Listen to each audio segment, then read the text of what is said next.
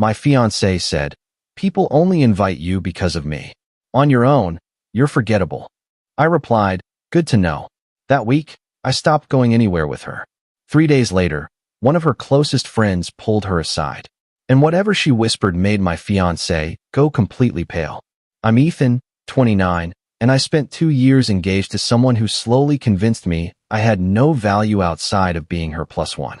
This is about the week I tested that theory and discovered she'd been lying to both of us. I met Taylor when I was 27. She was charismatic, social, the kind of person who knew everyone at every party. I'm more reserved, the type who'd rather have dinner with 3 close friends than attend a massive gathering. Opposites attract, right? For a while, it worked. She pulled me into her social world. I grounded her when things got overwhelming. We got engaged after 18 months. The relationship felt solid, or at least I thought it did. Looking back, the cracks were there early. I just didn't recognize them as cracks. Taylor had this habit of positioning herself as the reason I had a social life. "Thank God I brought you out tonight. You'd never leave the apartment otherwise. People wouldn't even know you exist if I didn't introduce you around." It started as teasing, then became her standard explanation for why we were invited places. About 4 months ago, the comments got more pointed. We were getting ready for her coworker's birthday party when she turned to me and said, "You should make more of an effort to talk to people tonight. I don't want them thinking I dragged along dead weight." Dead weight. You know what I mean. You stand in the corner, nursing one drink all night. People notice. So don't bring me. I can't show up alone. That looks worse. Just try to be more engaged, okay? I tried. I talked to her coworkers, asked about their jobs, laughed at appropriate times. But I could see it in her expression throughout the night. I wasn't performing well enough. I wasn't the social, charming partner she wanted me to be. The breaking point came 2 weeks ago. We were invited to a dinner party hosted by one of Taylor's closest friends, Rebecca. 8 couples, fancy restaurant. The kind of evening where everyone tries to out-interesting each other with travel stories and career updates. I was quiet most of the night. Not because I was uncomfortable, just because I didn't have much to add to conversations about yacht trips and corporate promotions. Taylor kept shooting me looks, those subtle glances that said, "Say something, do something, stop embarrassing me." On the drive home, she let me have it. That was painful. "You barely said 10 words all night." I didn't have anything to contribute to those conversations. That's the problem. You never do. You just sit there making me look bad. How does my being quiet make you look bad? She pulled the car into our apartment complex parking lot and turned to face me. "Because people only invite you because of me. They don't actually want you there. They tolerate you because you're with me. On your own, you're forgettable." The words hung in the air.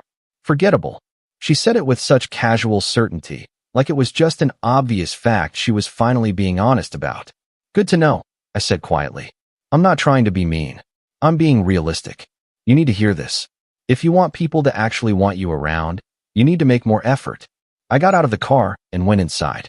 She followed, still talking about social strategies and personality adjustments I should make. I nodded along, went to bed, and lay there processing what she'd just said. The next morning, I made a decision. If people only invited me because of Taylor, then I'd stop going places with her. Let's see what happens. Update 1. That week, Taylor had 3 social events planned. Wednesday drinks with her work friends, Friday dinner at Rebecca's place again, and Saturday brunch with her college roommates. Events I'd normally attend without question. Wednesday afternoon, she asked what time I'd be ready to leave. "I'm not going tonight." "What? Why not?" "You said people only invite me because of you. So I'm testing that theory." "You go. Have fun. I'll stay home." "Ethan, I didn't mean you should stop coming to things." "No, you were right. If I'm forgettable and only there because of you, there's no point in me going. People will probably enjoy themselves more without me there." "You're being ridiculous."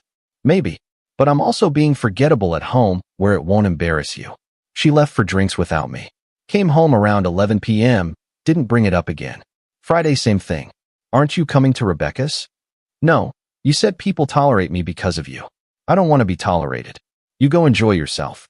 People are going to ask where you are. Tell them I'm being forgettable somewhere else." She went to dinner.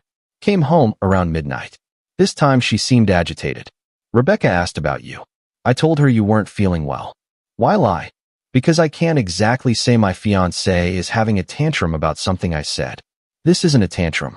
This is me respecting your assessment of my social value. Saturday morning, she was clearly stressed. The brunch with her college friends was the big one, the group she saw most regularly, the one she talked to almost daily. You're coming to brunch. No. Ethan, enough. This has gone on long enough. People are asking questions. What questions? About you. About us. About why you're suddenly not around.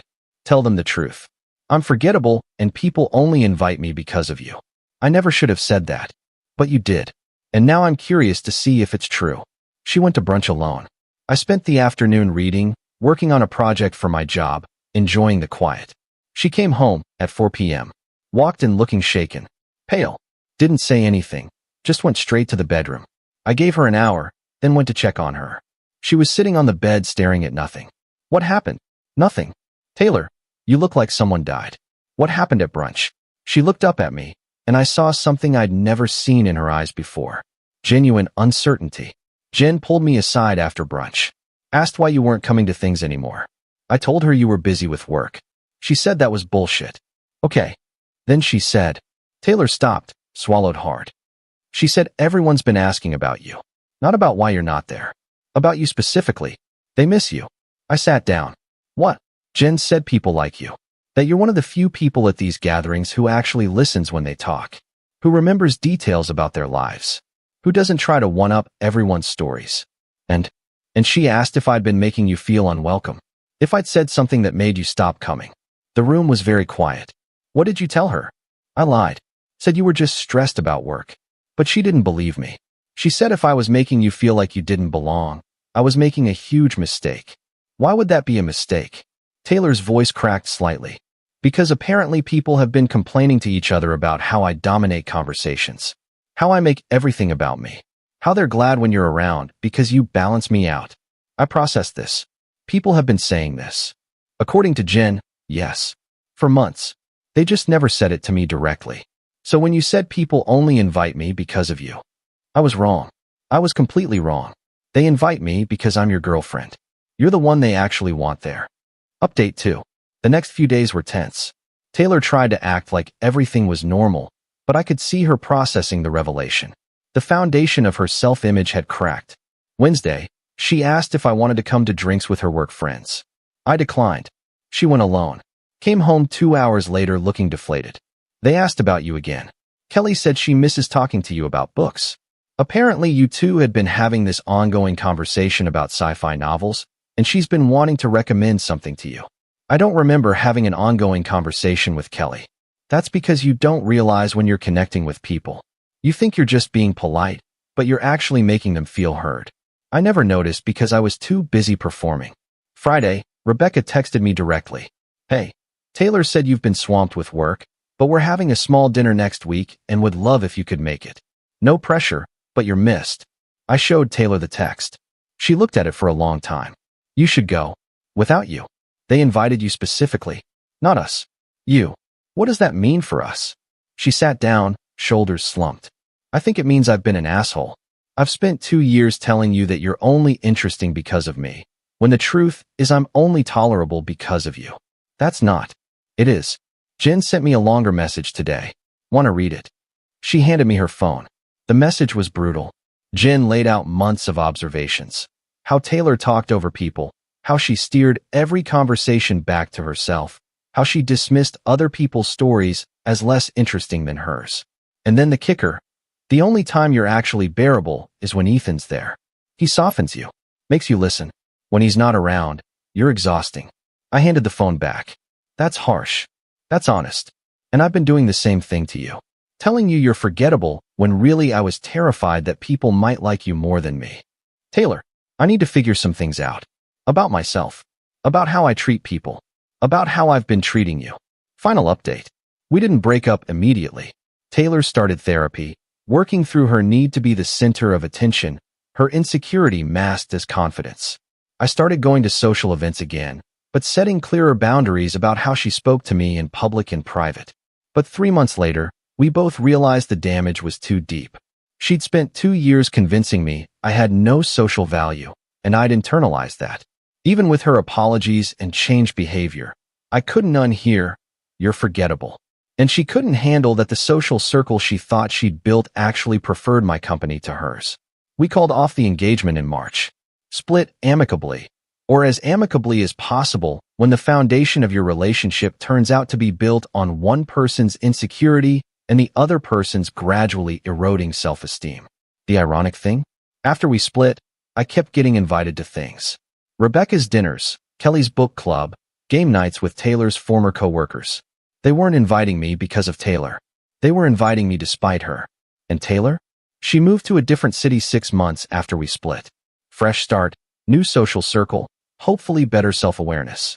I genuinely hope she figured out how to be the charismatic person she always thought she was without needing to tear down the people around her to feel elevated.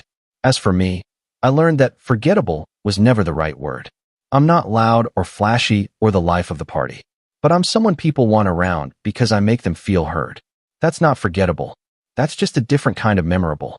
The moment Jen whispered whatever she whispered to Taylor at that brunch, the moment Taylor went pale and realized her entire social perception was inverted from reality, that was the beginning of the end. Not because I wanted revenge or vindication, but because we both finally saw our relationship clearly. She'd built her identity on being the reason I had a social life. When that turned out to be false, she had to confront who she actually was. And I had to confront that I'd spent 2 years accepting someone's diminishment of me as truth. We were both wrong about a lot of things. But she was most wrong about me being forgettable. The 3 days it took for her friends to notice my absence and start asking questions proved that. Sometimes the cruelest thing someone can do is convince you that you don't matter. And sometimes the kindest thing you can do for yourself is test whether that's actually true. Edit. People keep asking what Jen specifically whispered to Taylor.